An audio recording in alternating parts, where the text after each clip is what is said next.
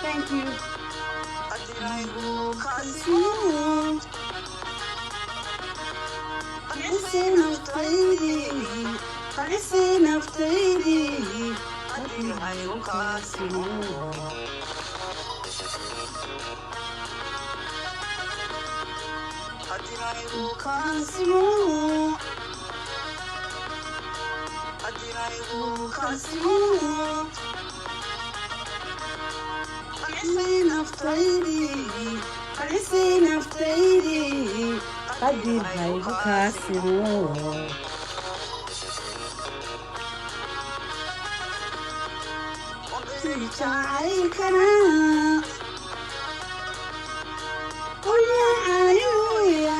Sweetheart,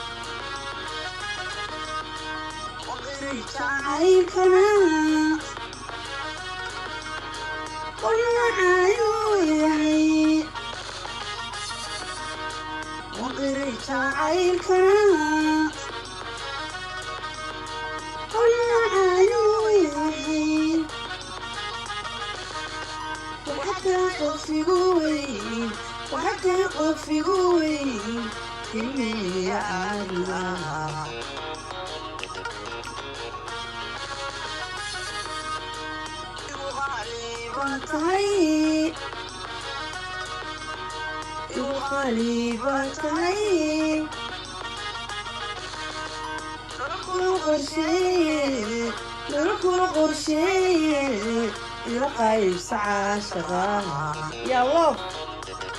Thank you.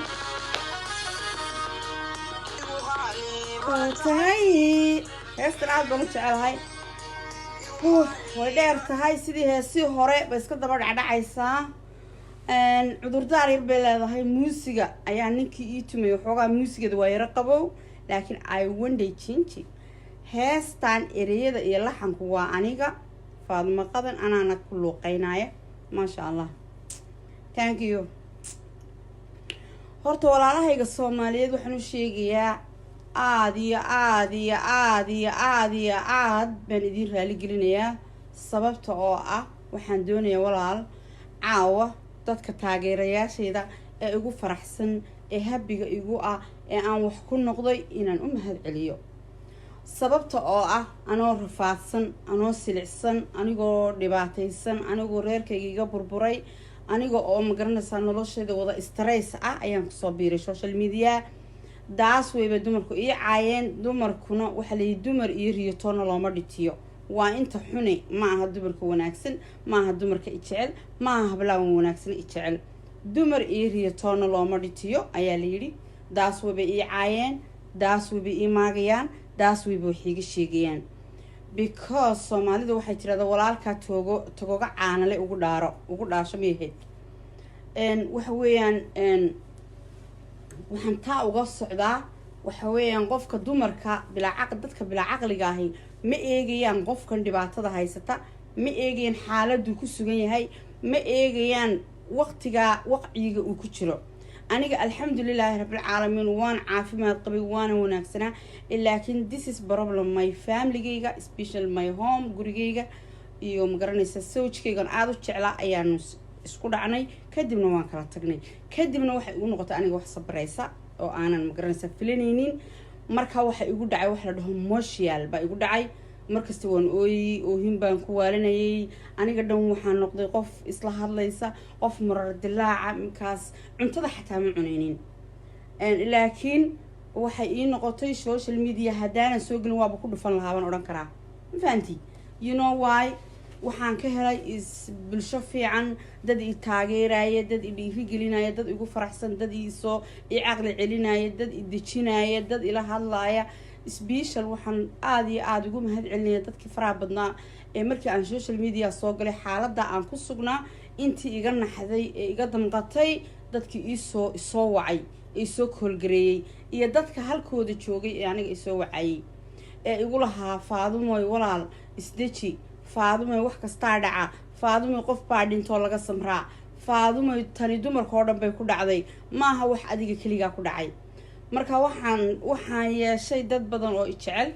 dad badan oo igu faraxsan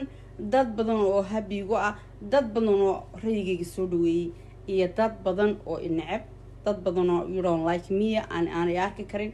dad badan oo i caayaya marka boqolkiiba 100% waxa badan dadka i jecel ma garanaysaa dadka i jecel ama i taageera taana waan ku faraxsanahay waxaan arkay video anigu aan leeyahay oo hadda milyankii galay milyan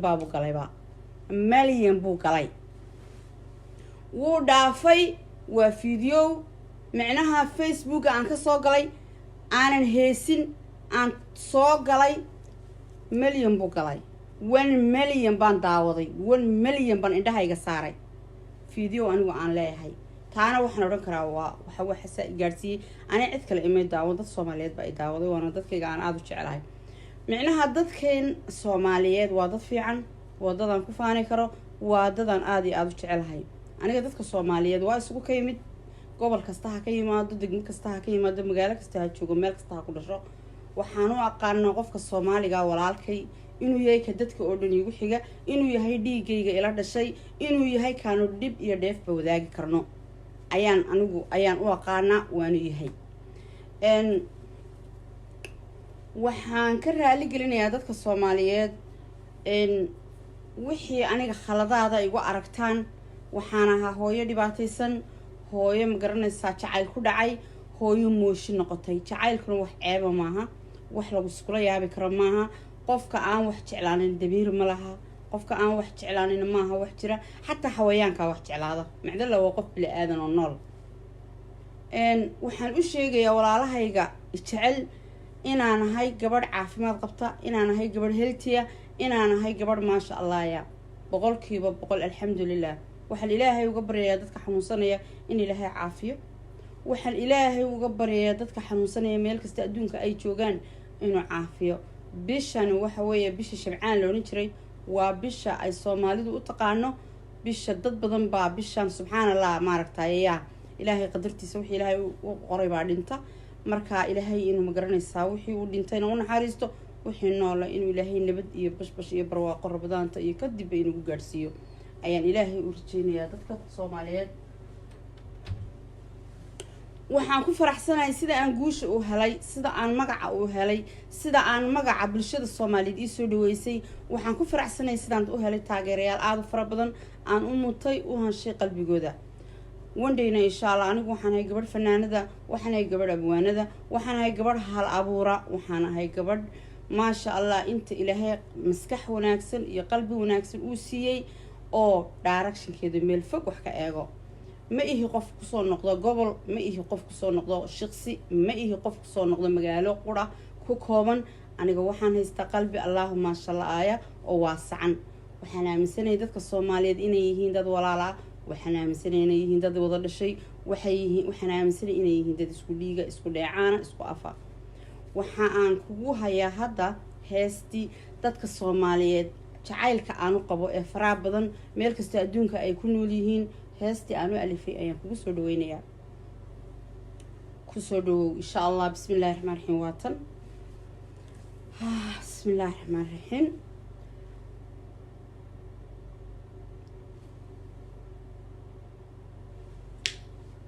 bismillaahir rahmaanir rahiim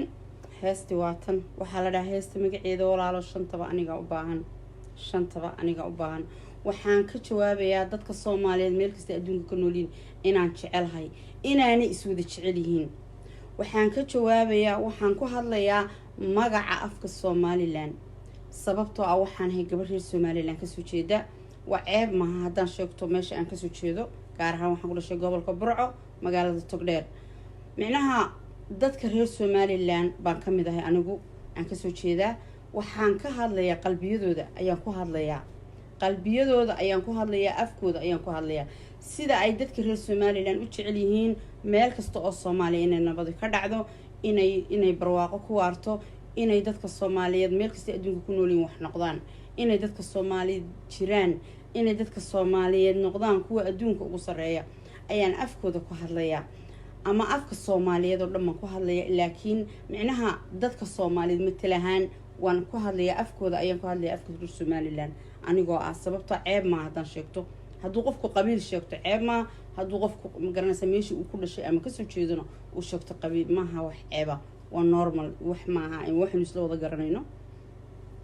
micnaha qalbiyada dadka ayaan ka hadlayaa waatan heestin ku soo dhawaada Soomaalida aan ka beermay buudiyo waa aragtidayda indhaha waa baalashooda shantaba aniga u baahan